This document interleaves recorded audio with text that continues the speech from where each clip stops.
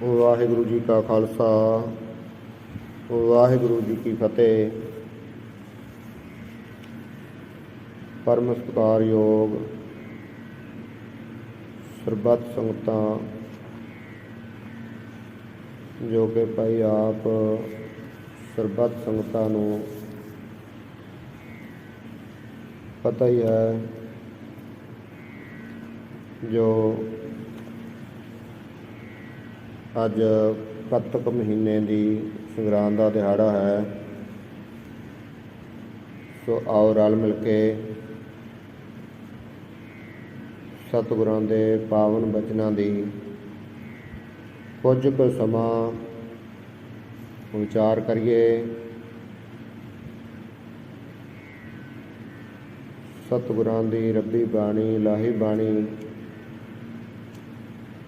ਦੀ ਜੋ ਵਿਚਾਰ ਕਰਕੇ ਇਸ ਮਨੁੱਖੇ ਜਨਮ ਦਾ ਲਾਹਾ ਪ੍ਰਾਪਤ ਕਰੀਏ। ਸਤਿਗੁਰ ਕਿਰਪਾ ਕਰਨ ਜੋ ਸਰਬੱਤ ਸੰਗਤਾਂ ਵਾਸਤੇ ਜੋ ਕੱਤਕ ਦਾ ਮਹੀਨਾ ਸੁਖ ਸ਼ਾਂਤੀ ਵਾਲਾ ਹੋਵੇ, ਖੁਸ਼ੀਆਂ ਵਾਲਾ ਹੋਵੇ। ਸਤਿਗੁਰੂ ਕਿਰਪਾ ਕਰਕੇ ਜੋ ਸੁੱਖ ਆਨੰਦਾਂ ਦੇ ਨਾਲ ਇਹ ਮਹੀਨਾ ਬਤੀਤ ਕਰਾਉਣ। ਸੋ ਸਤਿਗੁਰਾਂ ਦੇ ਪਾਵਨ ਬਚਨਾਂ ਦੀ ਵਿਚਾਰ ਕਰਨ ਤੋਂ ਪਹਿਲਾਂ ਆਪਾਂ ਫਤਿਹ ਦੀ ਸਾਂਝ ਪਾਈਏ। ਫਤਿਹ ਪ੍ਰਵਾਨ ਕਰੋ ਜੀ। ਵਾਹਿਗੁਰੂ ਜੀ ਕਾ ਖਾਲਸਾ ਵਾਹਿਗੁਰੂ ਜੀ ਕੀ ਫਤਿਹ।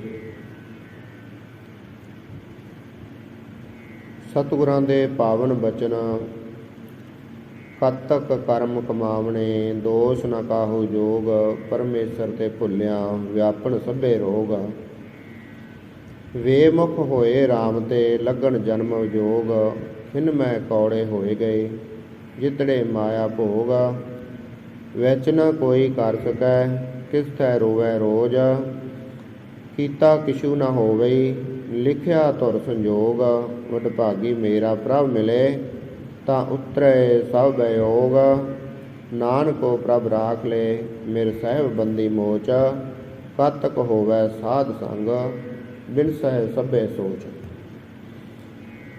ਸਤਿਗੁਰੂ ਧੰਨ ਗੁਰੂ ਅਰਜਨ ਦੇਵ ਜੀ ਮਹਾਰਾਜ ਕਿਰਪਾ ਕਰਦੇ ਹਨ, ਸਮਝਾਉਣਾ ਕਰਦੇ ਹਨ ਕਿ ਭਾਈ ਕੱਤਕ ਦਾ ਮਹੀਨਾ ਜੋ ਆਰੰਭ ਹੋਇਆ ਹੈ, ਜਿਹੜੇ ਕਰਮ ਤੂੰ ਆਪਣੀ ਜ਼ਿੰਦਗੀ ਦੇ ਅੰਦਰ ਕਮਾਉਂਦਾ ਹੈ, ਕਰਦਾ ਹੈ, ਇਹਨਾਂ ਕੀਤੇ ਹੋਏ ਕਰਮਾਂ ਦਾ ਫਲ ਤੈਨੂੰ ਹੀ ਭੁਗਤਣਾ ਪਵੇਗਾ। ਜੋ ਤੂੰ ਆਪਣੀ ਜ਼ਿੰਦਗੀ ਦੇ ਵਿੱਚ ਕਰਮ ਕਰਦਾ ਹੈ, ਇਹ ਜੀਵਨ ਸਾਨ, ਉਹਦਾ ਫਲ ਤੈਨੂੰ ਭੁਗਤਣਾ ਪਵੇਗਾ, ਚਾਹੇ ਉਹ ਚੰਗਾ ਹੈ ਚਾਹੇ ਮਾੜਾ ਹੈ। ਇਹ ਨਹੀਂ ਕਿ ਚੰਗੇ ਕਰਮਾਂ ਦਾ ਫਲ ਸਾਨੂੰ ਮਿਲੇ, ਚੰਗਾ ਫਲ ਸਾਨੂੰ ਮਿਲੇ ਤੇ ਕੌੜਾ ਕਿਸੇ ਹੋਰ ਨੂੰ ਮਿਲੇ, ਭਾਵ ਕਿ ਮਾੜਾ ਕਿਸੇ ਹੋਰ ਨੂੰ ਮਿਲੇ। ਤੂੰ ਇਹ ਵੀ ਨਹੀਂ ਕਹਿ ਸਕਦਾ ਕਿ ਇਹ ਕਰਮ ਮੈਂ ਨਹੀਂ ਕੀਤਾ। ਕਰਮ ਕਰਕੇ ਤੂੰ ਦੁਨੀਆ ਦੇ ਵਿੱਚੋਂ ਮੁੱਕਰ ਸਕਦਾ ਹੈ, ਪਰ ਪਰਮਾਤਮਾ ਦੀ ਦਰਗਾਹ ਦੇ ਵਿੱਚ ਨਹੀਂ ਮੁੱਕਰ ਸਕਦਾ, ਕਿਉਂਕਿ ਉੱਥੇ ਤੇਰਾ ਜੋ ਚਿੱਤਰਗੁਪਤ ਲੇਖਾ ਨਾਲ ਦੀ ਨਾਲ ਹੀ ਲਿਖਦੇ ਜਾ ਰਹੇ ਹਨ। ਇੱਕ ਇੱਕ ਦਮ ਦਾ, ਇੱਕ ਇੱਕ ਮਿੰਟ ਦਾ, ਇੱਕ ਇੱਕ ਸਕਿੰਟ ਦਾ, ਖਿਨ ਖਿਨ ਦਾ ਜੋ ਲੇਖਾ ਲਿਖਿਆ ਜਾ ਰਿਹਾ ਹੈ ਕਿ ਇਨਸਾਨ ਤੂੰ ਕੀ ਕਰਦਾ ਹੈ। ਇੱਥੇ ਦੁਨੀਆ ਤੋਂ ਬੰਦਾ ਮੁੱਕਰ ਸਕਦਾ ਹੈ, ਇਨਸਾਨ ਤੋਂ ਇਨਸਾਨ ਮੁੱਕਰ ਸਕਦਾ ਹੈ ਕਿ ਮੈਂ ਕਰਮ ਨਹੀਂ ਕੀਤਾ, ਪਰ ਪਰਮਾਤਮਾ ਦੀ ਦਰਗਾਹ ਦੇ ਵਿੱਚ ਨਹੀਂ ਮੁੱਕਰ ਸਕਦਾ। ਸਤਿਗੁਰੂ ਕਹਿੰਦੇ ਭਾਈ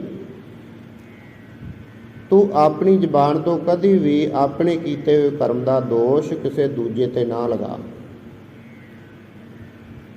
ਕਿ ਮੈਂ ਕਰਮ ਕਰਾਂ ਤੇ ਫਲ ਕੋਈ ਹੋਰ ਭੁਗਤੇ। ਸਤਿਗੁਰੂ ਕਹਿੰਦੇ ਹਨ, ਦੱਦੈ ਦੋਸ਼ ਨਾ ਦੇਉ ਕਿਸੈ, ਦੋਸ਼ ਕਰਮਾ ਆਪਣਾ। ਜੋ ਮੈਂ ਕੀਆ ਸੋ ਮੈਂ ਪਾਇਆ, ਦੋਸ਼ ਨਾ ਦੀਜੈ ਅਵਰ ਜਨਾ। ਭਾਈ ਤੂੰ ਹੋਰ ਕਿਸੇ ਨੂੰ ਦੋਸ਼ ਨਾ ਦੇਵੇਂ, ਇਹ ਤੇਰਾ ਕੀਤਾ ਹੋਇਆ ਕਰਮ, ਉਸ ਦਾ ਫਲ ਵੀ ਤੈਨੂੰ ਹੀ ਮਿਲੇਗਾ। ਸਤਿਗੁਰੂ ਕਹਿੰਦੇ ਕਰਮ ਜਿਹੋ ਜਿਹੇ ਤੂੰ ਕਰਦਾ ਹੈ ਉਹੋ ਜਿਹਾ ਤੈਨੂੰ ਫਲ ਮਿਲੇਗਾ। ਕਤਕ ਕਰਮ ਕਮਾਵਣੇ ਦੋਸ਼ ਨਾ ਕਾਹੂ ਜੋਗ। ਕਤਕ ਦੇ ਮਹੀਨੇ ਦੁਆਰਾ ਸਤਿਗੁਰੂ ਕਥਨ ਕਰਦੇ ਹਨ, ਸਮਝਾਉਣਾ ਕਰਦੇ ਹਨ ਕਿ ਜੀਵ ਜਿਸ ਤਰ੍ਹਾਂ ਦੇ ਕਰਮ ਕਮਾਉਂਦੇ ਹਨ ਉਸੇ ਤਰ੍ਹਾਂ ਹੀ ਫਲ ਭੋਗਦੇ ਹਨ। ਕੁਝ ਵਿਦਵਾਨਾਂ ਨੇ ਕਰਮ ਜੋ ਲਿਖੇ ਹਨ, ਕਹਿੰਦੇ ਹਨ ਕਿ ਵਿਹਿਤ ਕਰਮ ਉਹ ਕਰਮ ਹਨ ਜਿਸ ਦੇ ਕਰਨ ਦੀ ਗੁਰੂ ਸ਼ਾਸਤਰਾਂ ਨੇ ਭਾਵ ਕਿ ਗ੍ਰੰਥਾਂ ਨੇ ਆਗਿਆ ਦਿੱਤੀ ਹੈ। ਸ਼ੁਭ ਕਰਮ ਉਹਨਾਂ ਨੂੰ ਚੰਗੇ ਕਰਮ ਸ਼ੁਭ ਕਰਮ ਕਹਿੰਦੇ ਹਨ ਕਿ ਜੋ ਸਤਿਗੁਰੂ ਕਰਨ ਵਾਸਤੇ ਕਹਿੰਦੇ ਹਨ ਕਿ ਭਾਈ ਤੂੰ ਆਹ ਕਰਮ ਕਰ। ਉਹਨਾਂ ਵਿੱਚੋਂ ਹਨ ਨਿਤ ਕਰਮ, ਉਹ ਸ਼ੁਭ ਕਰਮ ਜੋ ਹਰ ਰੋਜ਼ ਕੀਤਾ ਜਾਵੇ। ਭਾਵ ਕਿ ਜਿਵੇਂ ਅਸੀਂ ਸਵੇਰੇ ਉੱਠ ਕੇ ਇਸ਼ਨਾਨ ਕਰਕੇ ਸਤਿਗੁਰਾਂ ਦਾ ਧਿਆਨ ਧਰਦੇ ਹਾਂ, ਬਾਣੀ ਪੜ੍ਹਦੇ ਹਾਂ, ਸੇਵਾ ਸਿਮਰਨ ਕਰਦੇ ਹਾਂ, ਕਿਸੇ ਦਾ ਭਲਾ ਮੰਗਦੇ ਹਾਂ, ਕਿਸੇ ਦਾ ਭਲਾ ਕਰਦੇ ਹਾਂ, ਇਹ ਨਿਤ ਕਰਮ। ਸਤਿਗੁਰਾਂ ਦੇ ਪਾਵਨ ਬਚਨ ਵੀ ਹਨ, ਗੁਰ ਸਤਿਗੁਰ ਕਾ ਜੋ ਸਿੱਖ ਅਖਾਏ, ਸੋ ਭਲਕੇ ਉਠ ਹਰ ਨਾਮ ਧਿਆਵੈ, ਉਦਮ ਕਰੇ ਭਲਕੇ ਪ੍ਰਭਾਤੀ, ਇਸ਼ਨਾਨ ਕਰੇ ਅੰਮ੍ਰਿਤ ਸਰਨ ਆਵੈ, ਉਪਦੇਸ਼ ਗੁਰੂ ਹਰ ਹਰ ਜਪ ਜਾਪੈ, ਸਭ ਕਿਲ ਵਿਕ ਦਾਗ ਪਾਪ ਦੋਖ ਲੈ ਜਾਵੈ, ਫਿਰ ਚੜ੍ਹੇ ਦਿਵਸ ਗੁਰਬਾਣੀ ਗਾਵੈ, ਬਹਿੰਦਿਆਂ ਉੱਠਦਿਆਂ ਹਰ ਨਾਮ ਧਿਆਵੈ। ਸਵੇਰੇ ਨਹੀਂ, ਨਾਮ ਸਦਾ ਹੀ ਜਪਣਾ ਹੈ, ਬਾਣੀ ਸਵੇਰੇ ਪੜ੍ਹਨੀ ਹੈ। ਸਤਿਗੁਰੂ ਕਹਿੰਦੇ ਸਾਡਾ ਨਿੱਤ ਦਾ ਕਰਮ ਹੈ, ਕਿਉਂਕਿ ਅਸੀਂ ਨਿੱਤ ਹੀ ਸੁਬਾਹ ਉੱਠ ਕੇ ਬਾਣੀ ਪੜ੍ਹਦੇ ਹਾਂ, ਸੁਣਦੇ ਹਾਂ, ਨਾਮ ਜਪਦੇ ਹਾਂ। ਨਿਮਿਤ ਕਰਮ ਉਹ ਸ਼ੁਭ ਕਰਮ ਜੋ ਕਿਸੇ ਗੁਰਪੁਰਬ ਜਾਂ ਕਿਸੇ ਖਾਸ ਸਮੇਂ 'ਤੇ ਕਿਸੇ ਖਾਸ ਕਾਰਨ ਨੂੰ ਲੈ ਕੇ ਕੀਤਾ ਜਾਵੇ। ਉਹ ਨਿਮਿਤ ਕਿਸੇ ਦੇ ਨਿਮਿਤ ਕਰਮ ਕੀਤਾ ਜਾਵੇ, ਕਿਸੇ ਦੇ ਨਿਮਿਤ ਸੇਵਾ ਕੀਤੀ ਜਾਵੇ। ਅੱਗੇ ਆਉਂਦਾ ਹੈ ਸਕਾਮ ਕਰਮ, ਜਿਹੜੇ ਕਰਮ ਕਿਸੇ ਕਾਮਨਾ ਨੂੰ ਲੈ ਕੇ ਕੀਤੇ ਜਾਣ, ਕਿਸੇ ਮਨੋ ਕਾਮਨਾ ਨੂੰ ਲੈ ਕੇ ਕੀਤੇ ਜਾਣ। ਨਿਸ਼ਕਾਮ ਕਰਮ ਗੁਰੂ ਜਾਂ ਪਰਮੇਸ਼ਰ ਦੀ ਪ੍ਰਸੰਨਤਾ ਲਈ ਕਰਮ ਕਰਨਾ। ਭਾਵ ਕਿ ਮੰਗਣਾ ਕੁਝ ਨਹੀਂ, ਸੇਵਾ ਕਰਨੀ ਮੰਗਣਾ ਕੁਝ ਨਹੀਂ, ਕੋਈ ਤਮੰਨਾ ਨਹੀਂ, ਕੋਈ ਮਨ ਦੀ ਇੱਛਾ ਨਹੀਂ, ਨਿਸ਼ਕਾਮ ਸੇਵਾ ਕਰਨੀ। ਅੱਗੇ ਦੱਸਦੇ ਹਨ ਕਿ ਪ੍ਰਾਸ਼ਚਿਤ ਕਰਮ ਆਪਣੀ ਕੀਤੀ ਹੋਈ ਭੁੱਲ ਜਾਂ ਗ੍ਰਹਿ ਦੀ ਮਾਫੀ ਮੰਗਣੀ। ਪ੍ਰਾਸ਼ਚਿਤ ਕਰਮ ਕਹਿੰਦੇ ਹਨ ਕਿ ਉਹਦੇ ਕਿ ਮੇਰਾ ਜੋ ਕੀਤਾ ਹੋਇਆ ਗੁਨਾਹ ਉਸ ਨੂੰ ਬਖਸ਼ਾਉਣ ਵਾਸਤੇ ਚੰਗਾ ਕਰਮ ਕਰਨਾ, ਕਿਸੇ ਦਾ ਭਲਾ ਕਰਨਾ, ਸੇਵਾ ਸਿਮਰਨ ਕਰਨਾ, ਸਤਿਗੁਰੂ ਅੱਗੇ ਅਰਦਾਸਾਂ ਕਰਨੀਆਂ। ਅਵੈਤ ਕਰਮ, ਪਹਿਲਾਂ ਸੀ ਵਹਿਤ ਕਰਮ, ਹੁਣ ਆੜਾ ਲਾ ਕੇ ਅਵੈਤ ਕਰਮ। ਉਹ ਕਰਮ ਜਿਸ ਦੇ ਕਰਨ ਦੀ ਗੁਰੂ ਤੇ ਸ਼ਾਸਤਰ ਨੇ ਮਨਾਹੀ ਕੀਤੀ ਹੋਈ ਹੈ, ਜੋ ਕਰਮ ਅਸੀਂ ਨਹੀਂ ਕਰਨਾ, ਇਨਸਾਨ ਨੇ ਨਹੀਂ ਕਰਨਾ, ਜਿਸ ਤੋਂ ਮਨਾ ਕੀਤਾ ਹੋਇਆ ਹੈ। ਭਾਵ ਅਸ਼ੁਭ, ਇੱਕ ਸ਼ੁਭ ਕਰਮ, ਇੱਕ ਅਸ਼ੁਭ ਕਰਮ, ਜੋ ਇਹ ਕ੍ਰਿਤਾ ਹਨ, ਜੋ ਮਨੁੱਖ ਕਾਮ, ਕ੍ਰੋਧ, ਲੋਭ, ਮੋਹ ਤੇ ਹੰਕਾਰ ਦੇ ਅਧੀਨ ਹੋ ਕੇ ਇਹ ਕਰਮ ਕਰਦਾ ਹੈ। ਈਰਖਾ, ਦਵੈਤ, ਆਸ਼ਾ, ਤ੍ਰਿਸ਼ਨਾ, ਇਹ ਸਾਰੇ ਅਵੈਤ ਕਰਮ ਹਨ। ਸਤਿਗੁਰੂ ਕਹਿੰਦੇ ਭਾਈ ਤੂੰ ਇਹ ਕਰਮ ਨਹੀਂ ਕਰਨੇ। ਸਤਿਗੁਰਾਂ ਦੇ ਪਾਵਨ ਬਚਨ ਸੁਖ ਦੁਖ ਪੁਰਬ ਜਨਮ ਕੇ ਕੀਏ, ਸੋ ਜਾਣੈ ਜਿਨ ਦਾਤੇ ਦੀਏ, ਕਿਸ ਕੋ ਦੋਸ਼ ਦੇਹ ਤੂੰ ਪ੍ਰਾਣੀ, ਸੋ ਆਪਣਾ ਕੀਆ ਕਰਾਰਾ ਹੈ। ਪੂਰਬਲੇ ਕਰਮ, ਸੁਖ ਦੁਖ ਪੁਰਬ, ਪੂਰਬਲੇ ਕਰਮ ਕਰਕੇ ਹੀ ਜੋ ਦੁੱਖ ਸੁੱਖ ਮਿਲਦੇ ਹਨ। ਜੋ ਪਿਛਲੇ ਕੀਤੇ ਹੋਏ ਕਰਮ, ਜੋ ਹੁਣ ਅਸੀਂ ਅੱਜ ਤੋਂ ਕੁਝ ਸਮਾਂ ਪਹਿਲਾਂ ਕਰਮ ਕੀਤੇ ਹੋਣਗੇ, ਦਰਖਤ ਲਾਇਆ ਹੋਵੇਗਾ ਉਹਦਾ ਭਾਈ ਫਲ ਮਿਲੇਗਾ, 2 ਸਾਲਾਂ ਨੂੰ ਮਿਲੇ, 4 ਸਾਲਾਂ ਨੂੰ ਮਿਲੇ ਜਾਂ 10 ਸਾਲਾਂ ਨੂੰ ਮਿਲੇ, ਫਲ ਉਹਦਾ ਜ਼ਰੂਰ ਮਿਲਦਾ ਹੈ। ਜੋ ਅਸੀਂ ਕਰਮ ਕਰਦੇ ਹਾਂ ਉਹਨਾਂ ਦਾ ਵੀ ਫਲ ਮਿਲਦਾ ਹੈ, ਪਰ ਸੋ ਜਾਣੇ ਜਿਨ ਦਾਤੇ ਦੀਏ। ਇਹਦਾ ਫਿਰ ਉਹ ਮਾਲਕ ਹੀ ਜਾਣਦਾ ਹੈ ਉਸ ਦਾ ਫਲ ਕੀ ਦੇਣਾ ਹੈ। ਦੁੱਖ ਸੁੱਖ ਵੀ ਉਸਨੇ ਜੋ ਤੇਰੇ ਦੇਖਣੇ ਹਨ, ਕਿੰਨੇ ਤੂੰ ਸੁੱਖ ਤੈਨੂੰ ਦੇਣੇ ਉਹਨਾਂ ਕਰਮਾਂ ਦੇ ਕਰਕੇ। ਜੋ ਤੂੰ ਕਰਮ ਕਰਦਾ ਹੈ ਉਹਦੇ ਅਨੁਸਾਰ ਹੀ ਤੈਨੂੰ ਦੁੱਖ ਤੇ ਸੁੱਖ ਭੋਗਣਾ ਪਵੇਗਾ। ਕਿਸ ਕੋ ਦੋਸ਼ ਦੇ ਤੂੰ ਪ੍ਰਾਣੀ, ਤੂੰ ਕਿਸ ਨੂੰ ਦੋਸ਼ ਦੇਵੇਂਗਾ। ਸਭ ਆਪਣਾ ਕੀਆ ਕਰਾਰੇ, ਤੇਰਾ ਆਪਣਾ ਕੀਤਾ ਹੋਈ ਸਭ ਕੁਝ ਹੈ। ਜੋ ਤੈਨੂੰ ਸਖਤ ਦੁੱਖ ਮਿਲਣਗੇ ਤੇਰੇ ਕੀਤੇ ਹੋਏ ਕਰਮਾਂ ਦੇ ਅਨੁਸਾਰ ਹਨ। ਸੋ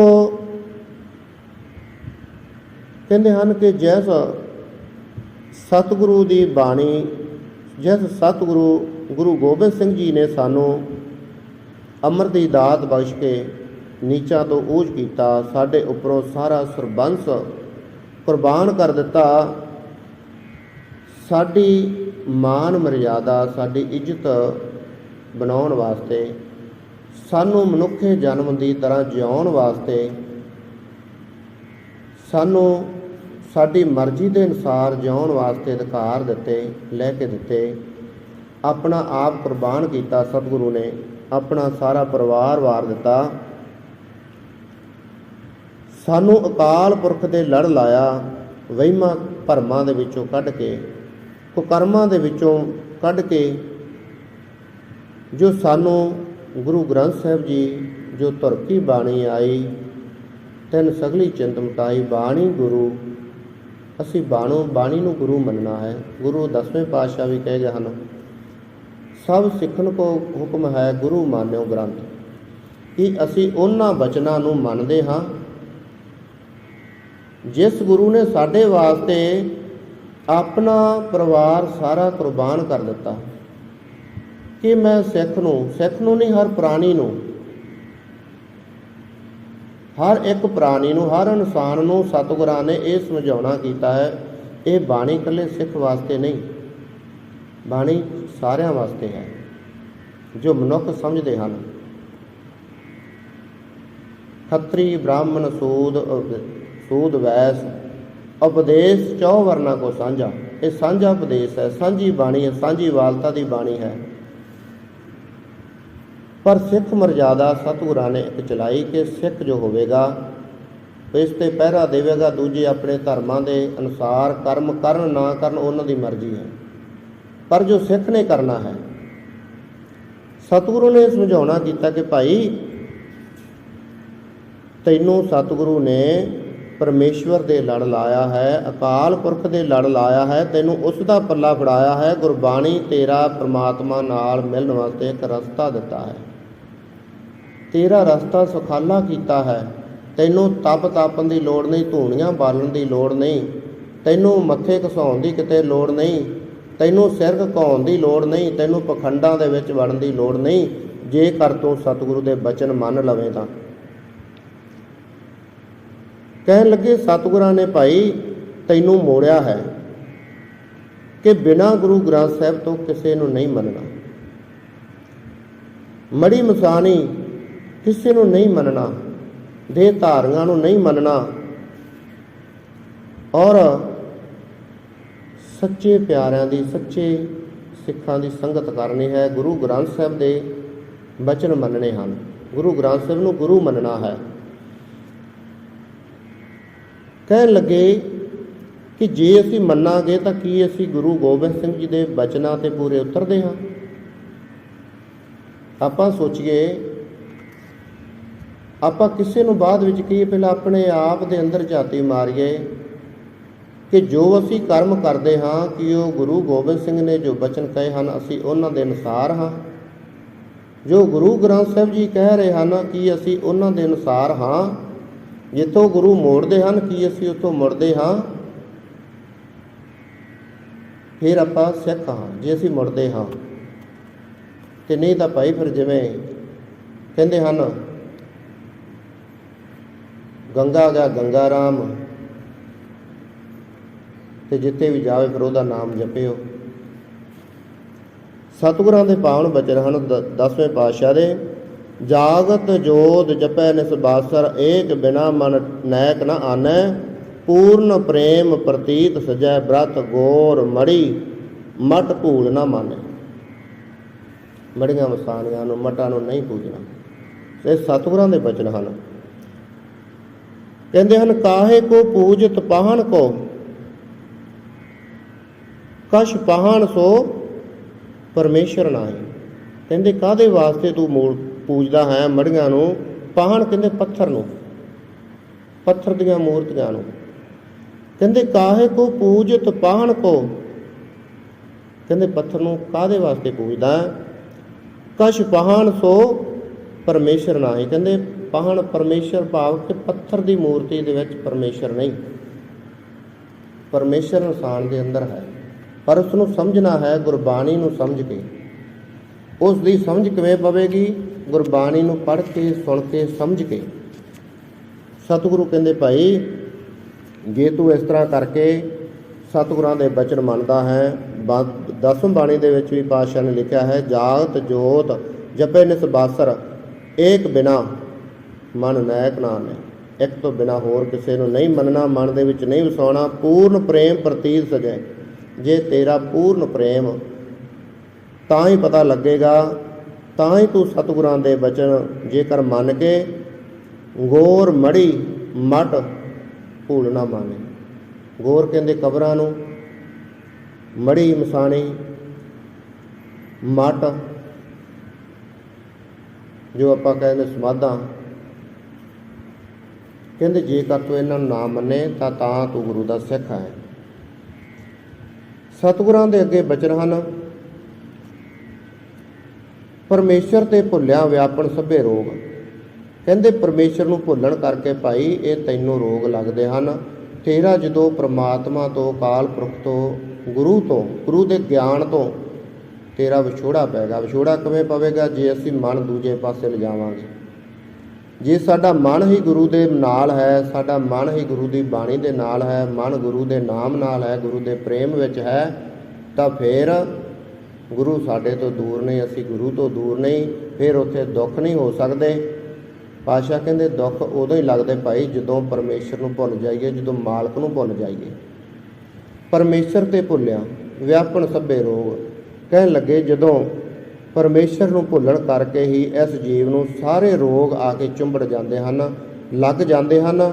ਸਾਡੇ ਅੰਦਰ ਅਗਿਆਨ ਹੋਣ ਕਰਕੇ ਸਾਡੀ ਹਉਮੈ ਇਹ ਸਾਨੂੰ ਗੁਰੂ ਦੇ ਨਾਲ ਜੁੜਨ ਨਹੀਂ ਦਿੰਦੀ। ਸਾਡੀ ਹਉਮੈ ਕੀ ਹੈ ਕਿ ਜੋ ਅਸੀਂ ਕਹਿੰਦੇ ਹਾਂ ਉਹ ਸੱਚ ਹੈ, ਜੋ ਅਸੀਂ ਦੇਖ ਕੇ ਆਏ ਹਾਂ ਉਹ ਸੱਚ ਹੈ, ਪਰ ਜੋ ਗੁਰੂ ਗ੍ਰੰਥ ਸਾਹਿਬ ਜੀ ਗਿਆਨ ਦਿੰਦੇ ਹਨ ਉਹ ਸੱਚ ਹੈ ਕਿ ਨਹੀਂ ਹੈ, ਇਹ ਬਾਅਦ ਵਿੱਚ ਦੇ।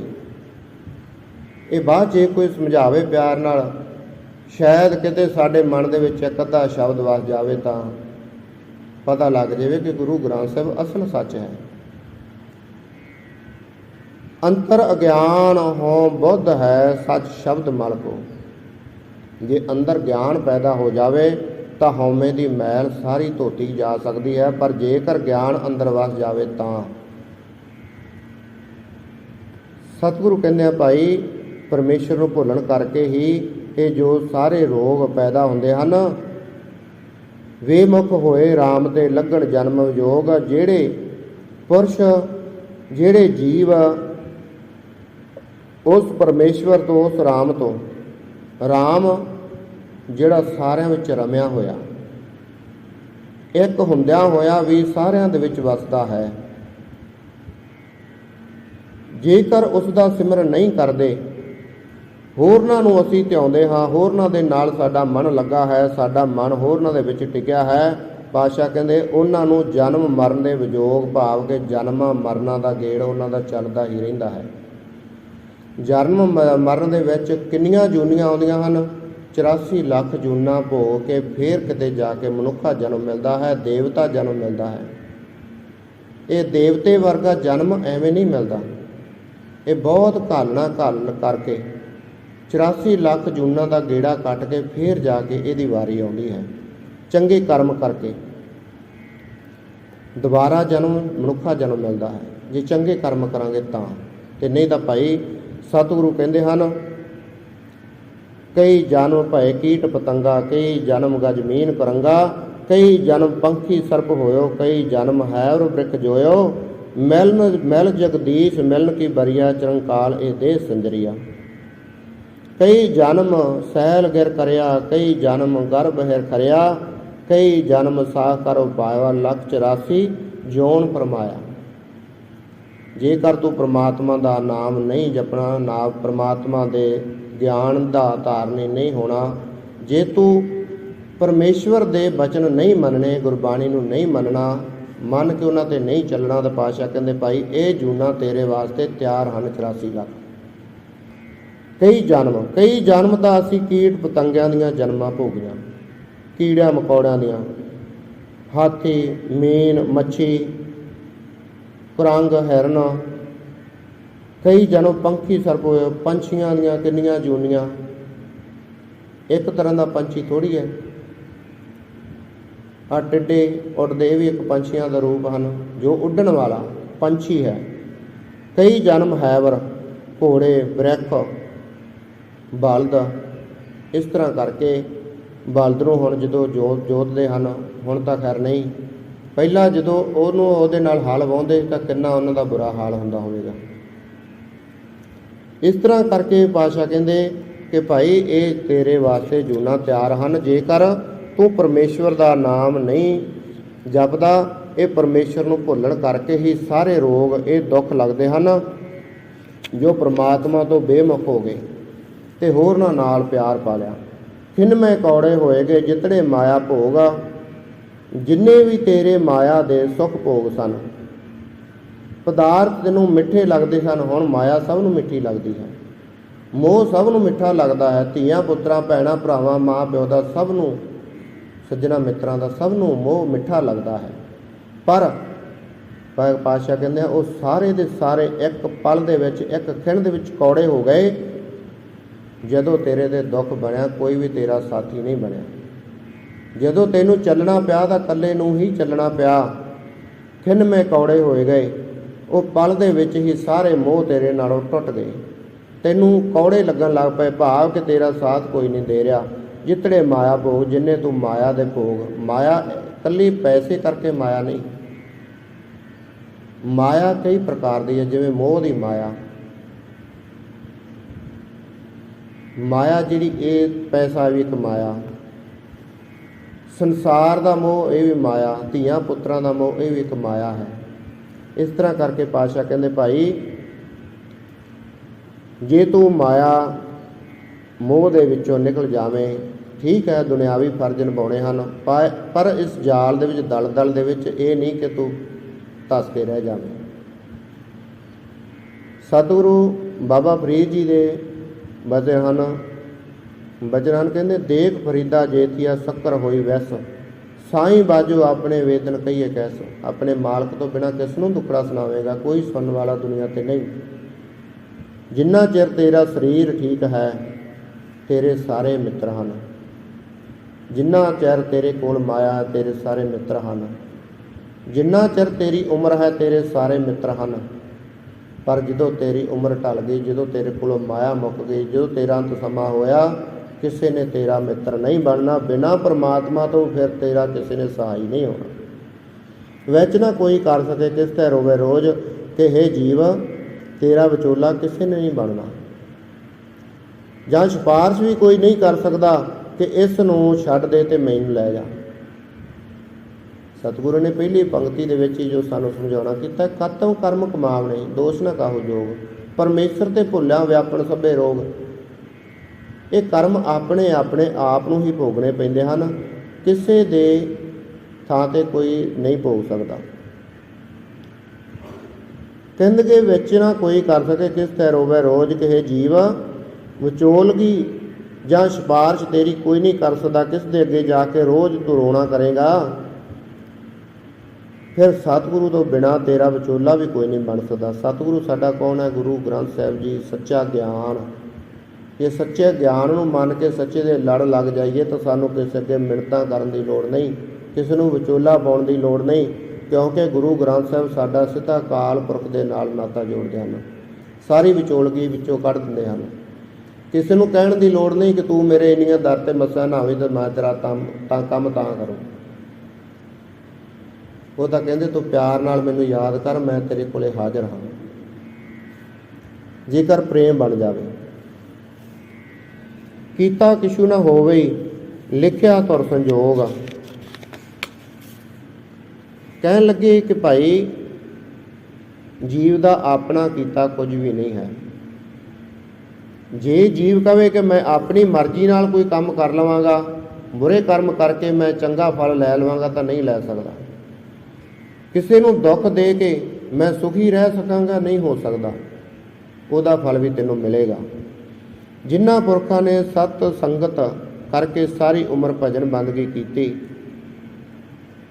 ਉਹਨਾਂ ਨੇ ਗੁਨਾਹ ਦੇ ਬੋਲ ਲਾ ਲਏ, ਪਰ ਉਹਨਾਂ ਨੇ ਨਾਮ ਧਨ ਇਕੱਠਾ ਕੀਤਾ, ਸੇਵਾ ਦਾ ਧਨ ਇਕੱਠਾ ਕੀਤਾ।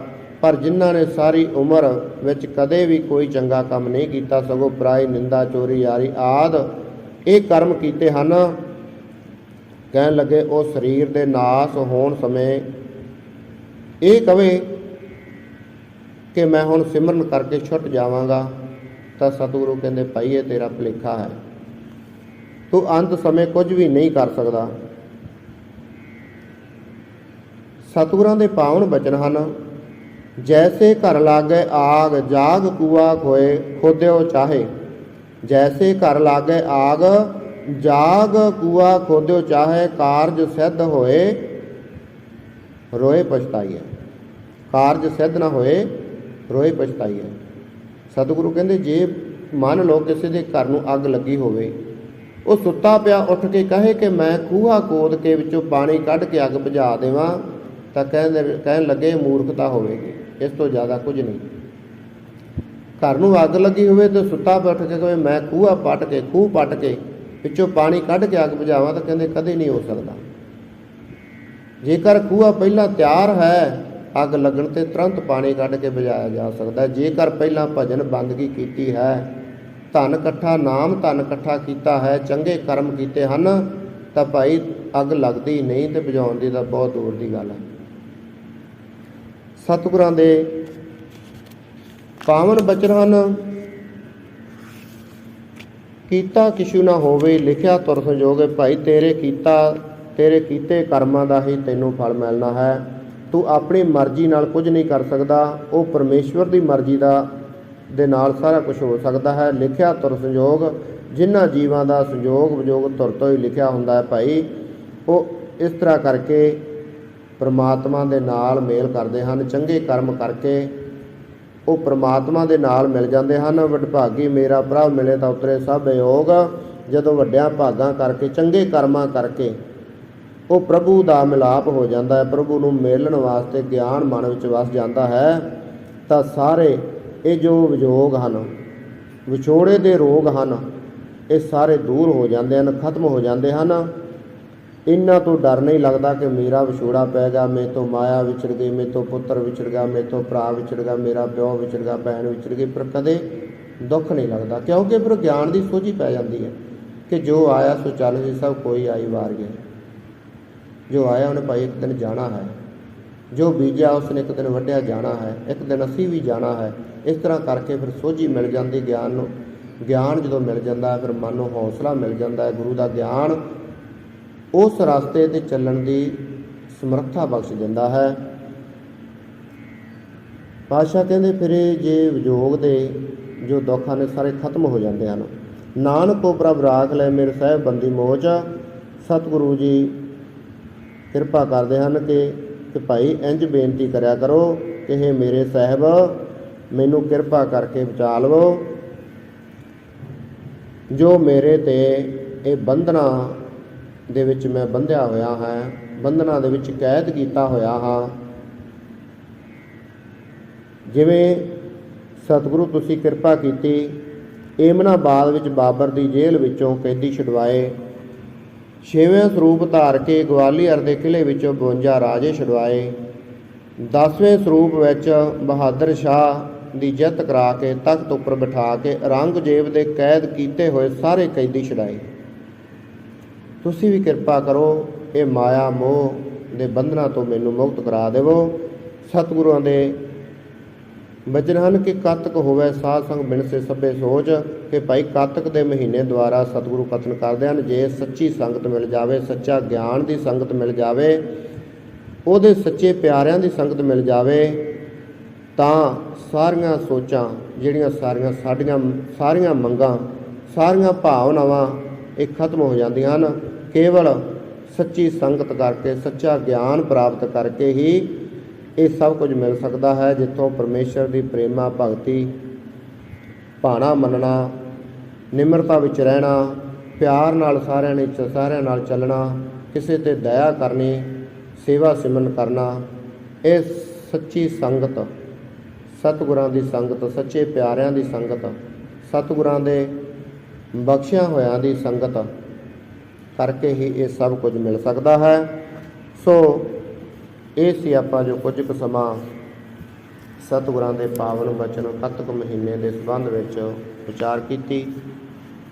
ਸੋ ਸਤਿਗੁਰ ਕਿਰਪਾ ਕਰਨ ਸਾਨੂੰ ਵੀ ਆਪਣੇ ਲੜ ਲਾ ਲੈਣ। ਸੋ ਬੇਨਤੀਆਂ ਕਰਨ ਦੀ ਸੋਝੀ ਬਖਸ਼ਣ, ਨਾਮ ਜਪਣ ਦੀ ਸੋਝੀ ਬਖਸ਼ਣ, ਨਿਮਰਤਾ ਵਿੱਚ ਰਹਿਣ ਦੀ ਸਮਰੱਥਾ ਬਖਸ਼ਣ। ਸੋ ਇਸ ਤਰ੍ਹਾਂ ਕਰਕੇ ਬੇਨਤੀਆਂ ਕਰਿਆ ਕਰੀਏ ਤੇ ਸਤਿਗੁਰੂ ਕਿਰਪਾ ਕਰਕੇ ਸਾਨੂੰ ਵੀ ਬਖਸ਼ ਲਓ, ਆਪਣੇ ਚਰਨਾਂ ਨਾਲ ਜੋੜ ਲਓ, ਭਜਨ ਬਾਣੀ ਦਾ ਪ੍ਰਤਾਪ ਕਰੋ। ਸੋ ਉਚਾਰਾਂ ਕਰਦਿਆਂ ਹੋਈਆਂ ਬੇਅੰਤ ਭੁੱਲਾਂ ਗਲਤੀਆਂ ਨੂੰ ਸਤਿਗੁਰੂ ਤੇ ਸਤਿਗੁਰੂ ਕੀ ਸੰਗਤ ਬਖਸ਼ਣ ਯੋਗ ਹੁੰਦੀ ਬਖਸ਼ ਲੈਣਾ। ਅੱਗੇ ਵਾਸਤੇ ਸਤਿਗੁਰੂ ਸਮਤ ਬਖਸ਼ਣ। ਸਤਿਗੁਰੂ ਕਿਰਪਾ ਕਰਨ ਜੋ ਇਹ ਕੱਤਕ ਦਾ ਮਹੀਨਾ ਸਾਰਿਆਂ ਵਾਸਤੇ ਸੁਖ ਸ਼ਾਂਤੀ ਵਾਲਾ ਹੋਵੇ। ਸੋ ਇੰਨੀਆਂ ਕੁ ਬੇਨਤੀਆਂ ਪ੍ਰਵਾਨ ਕਰਨੀਆਂ।